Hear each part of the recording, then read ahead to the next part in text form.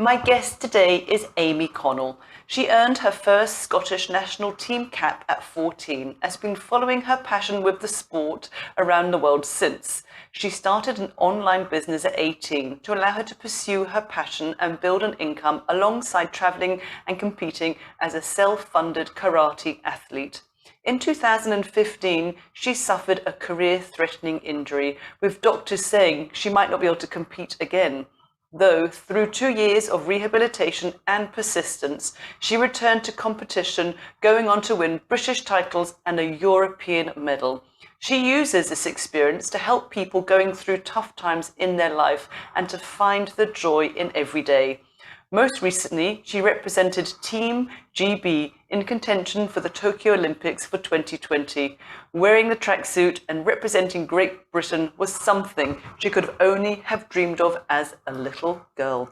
So welcome to the show, Amy. So lovely to have you here with us today. It's taken a few attempts, but great that you're here. How are you doing today? I'm great, thank you. Thank you so much for having me. It's such a pleasure to be on this. You're so welcome. So, because my show is called Unbroken, the very first question I ask every guest is, what does that word unbroken mean to you? It's really interesting because when you asked this question at first, the surface level answer was, well, it means we've gone through something and we've came out the other side stronger. But the more I kind of thought about it, I realised that there's things that sometimes we go through that in life that don't actually make us stronger necessarily from what we've gone through. Obviously, we know the saying, like, what doesn't kill you makes you stronger. But when I think about that, there's definitely things that have happened in my life that haven't actually made me a stronger person, but I've learned so much from the experiences, and I've grown from them, and I've kind of been able to make them part of my new journey and part of my new story. And I know the same for a lot of other people, like what they've gone through has shaped them as a person. So for me, Unbroken really means that you've brought that into your own life and it's now your new story going forward. So it's almost like a tool for personal development for you in some way. Yeah, I would say that. Yeah. Yeah. So what I should say to people is that me and Amy have something in common, that we both go to the same karate club, but that is where any similarities end, because your dad is my sensei, but I didn't start till I was 41. Was it just inevitable that you had to go to karate because your dad has been, a sensei, I don't know for how many years, and practicing karate ever since he was a boy? Was it just inevitable? I think so. I was about 3 years old when I went along to this first class, and I was just a little girl following her dad about doing karate because that was like our family thing that we done. And then I really just fell in love with the sport. I started competing when I was about 9 years old, and just the rest is kind of history from there. It kind of just fell into place from there. It was actually a compound of over time. I was training for the World Championships in Bremen that year, and on the lead up, we'd obviously been training really hard and a lot of explosive plyometric training and things like that. And I think, like most athletes, I thought it was just shin splints. I kept training on it and pushed it aside and thought that it would be okay after. And it wasn't until after the competition that I then got it checked out and we realised how serious the actual injury was. But were you in a wheelchair at one point, or you were on crutches?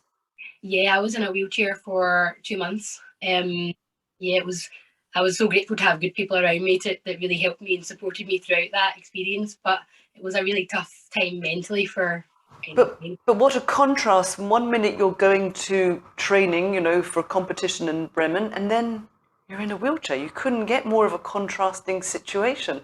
No, it was, especially because I actually done really well. It was the World Championships. I came seventh there. So like my athlete career was on a really high at that point. We had really big competitions coming up the next year. And I remember just like in an instance, everything changing when the doctor came back in and showed us what the actual, scenario was. It was like a complete shock, and kind of like it took a while for it to really sink in, because I think I had casts on my legs straight away, and I don't think it was really till I got home and I sat down and I was like, wow, like this has completely turned my life upside down.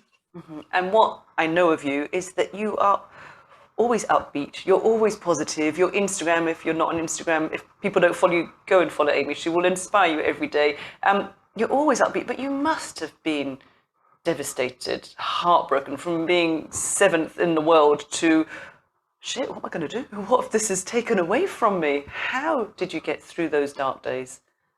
It was really tough. And like you see, like I always look on the bright side of life, and I'm always quite like half cup full, as that's the saying. But it was tough. Like the first instance, because I'm, as somebody who was maybe, I think I was maybe like 20 at the time, I'd never really suffered something where I wasn't in control before. So this was the first time where I had people who were in that profession saying you'll never be able to do what you love again. And for me to hear that as an athlete, when that's all I've ever wanted to do, was devastating. And I'm lucky. I have a great group of people around me. My mum, my dad, my sister, my coach. Like, they are incredible people. So they were there being like, just do your best. Just we'll try and get back. There's no harm in trying.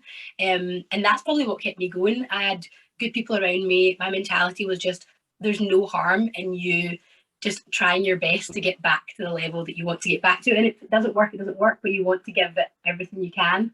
Yeah. So after, it definitely took me I say that now as if it was easy. It wasn't an easy decision. You know, it was probably a week and a half, 2 weeks of just tears and upset and a lot of kind of heartache at that time. But eventually I got to a point where I thought there's no harm in pushing myself to see how much we can do. Do you have any advice for anyone, I guess, that's listening in, or something that you would like to say that we haven't covered, just about, I guess, your mindset, looking for the positive, trying to remain so positive, all the personal work that you do, because you do, whatever you do, I think you do 110%. I don't know whether that's being a product of your parents or that's just your makeup, but you put everything into everything that you do. Yeah. I think just for anybody who is listening, like, that is the biggest thing I would say. Like, for me, when you're doing something, just be fully present in what you're doing. I think that sometimes, especially in the world we live in now, it can be so easy to do a million different things, but we never really do them right. Yeah.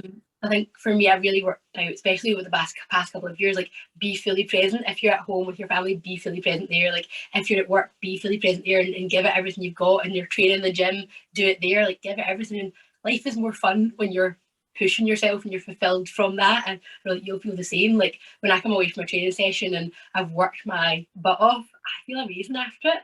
We might work at slightly different levels, you and I. But yes, I do. Even I can still enjoy it. It's so true, and it's that fulfillment that we get as humans is from pushing ourselves to our max and going to bed accomplished, feeling like we really worked hard today and we had a good day. Yeah, you say you push yourself to your max, but you also really step outside of your comfort zone. Yeah.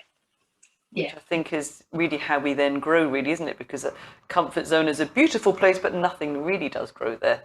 Yeah, it's so true. And I think that's definitely something that over the past few years, I've became a lot more aware of. Like, I am somebody who doesn't like change that much. I'm very happy in my wee thing there, but I do realise that we need to step out to grow and we need to push ourselves, and it's also doing the things that we don't want to do. That's really where the growth happens, isn't it? Yeah. Oh, Amy, thank you so much for coming on the show. It's really, everything that you've said has been great. You know, we need to step out to grow, I think, is a really good place to end. So it just leaves me to thank you so much. Thank you for having me. It's been such a pleasure. Oh, you're welcome.